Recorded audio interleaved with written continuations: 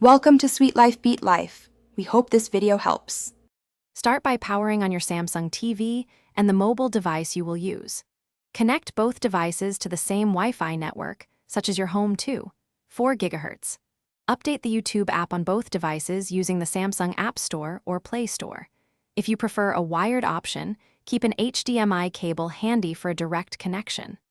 Also sign in to the same Google account on both devices to sync subscriptions and playlists. Gather a remote or phone with touchscreen to control playback comfortably from across the room.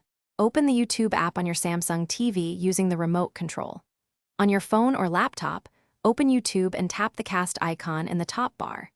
Select your Samsung TV name from the list to initiate the connection and start playback. Use the TV remote to navigate, search, and control volume, or use your phone as the remote. For 4K playback, ensure both devices support the resolution and your internet speed exceeds 25 Mbps. Accept any pairing prompt that appears on the TV to confirm the connection. If casting fails, restart both the Samsung TV and your mobile device before trying again. Update firmware and the YouTube app to the latest versions via Settings or the App Store.